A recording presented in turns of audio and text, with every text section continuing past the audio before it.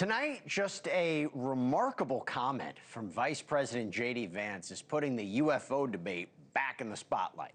So in a recent interview, Vance was asked about the possibility of releasing more government files on UFOs, UAPs. He said, quote, "We're working on it." And then he added that he is obsessed with the topic, but it was his personal opinion on what UFOs, aliens might be that is getting the most attention. You see, Vance, who is Catholic, said he doesn't necessarily believe these beings are from another planet. Instead, he says they could be demons. Vance says that many world religions have long acknowledged the existence of what he described as weird things out there that are difficult to explain, and that is the lens he looks through when he hears about strange encounters. Now remember, he's not John Smith, he's the Vice President of the United States. Does he have some inside knowledge? And remember, the comments come as the Trump administration has signaled interest in releasing more information on UFOs and UAPs. Now, no word if President Trump or any other members of the administration share Vance's views, but how could I not talk about this? I want to bring in Avi Loeb, a theoretical physicist, the Frank B. Baird Jr. Professor of Science at Harvard University. Thank you so much. So my first question is, when I was thinking about this, as Vice President, would he have been briefed on UFOs? Could his demon theory be shaped not just by his personal beliefs, by some things he's seen, something he's heard? What do you think? Well, thanks for having me.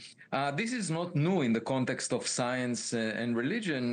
We, for example, now know, scientifically speaking, that the universe started in a Big Bang. We don't know what happened before that, and that is a kind of theory that appeared in Genesis and has been the foundation for the Judeo-Christian religion in particular. And so I don't see necessarily a conflict between religious beliefs and science, as long as everyone agrees that we should attend to the evidence. That should guide us. Let's figure out what these things are. And my guess is that in situations where there is a lot of uncertainty, for example, if the US government cannot figure out what these objects are, then of course people have their own speculations or theories, or they connect it to some past traditional thoughts, and I have no issue with that as long as everyone agrees that we should get more data and figure these things out. And at the end of the day, we might recognize this as something completely unexpected, but we might also figure it out. So let me put it this way. I hear you, right? And I go back to the idea, let's say he saw or heard something, and it's his interpretation of it that it has a religious context and it's demons. But I think at the very least, if we make this assumption in this theory, he may have saw or heard something that would suggest that whatever these beings or these phenomena are evil, right? That seems to be the very big narrative put out by pop culture. They're evil, the evil. Is it assumed too much that UAPs, UFOs, aliens are evil if we're putting them in the demon context? Yeah, I do think that's going too far because, I'm leading the Galileo project. We built 3 observatories. We're looking up and at millions of objects using machine learning, artificial intelligence algorithms to figure out if there are any outliers relative to the performance envelope of human-made technologies. And my thinking about it is not in the context of demons, but more in the context of aliens. And in that case, if we are seeing any extraterrestrial technologies, it's the way I think of them is the better angels of our nature. Why not be optimistic? Because we can learn from new technologies. We only had science and technology for 100 years, and most stars formed billions of years before the sun. I should also mention that the latest interstellar visitor we had, 3I Atlas, could have potentially released some probes or objects during its path. And in fact, in recent months, there was a report by the Meteor Society that indeed there is a surge in the number of meteors on Earth over the past few months in the first quarter of 2026. We should always, look up. And you think that might be caused by three-eyed Atlas?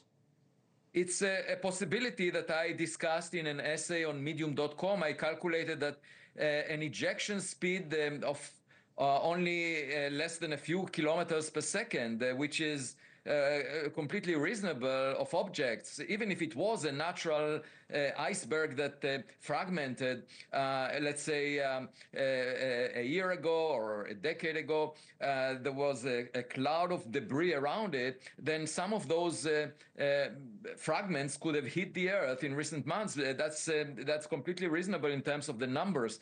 The question of whether it's technological and release some probes, that's a completely separate question, because there you can have the fragments guided by technology.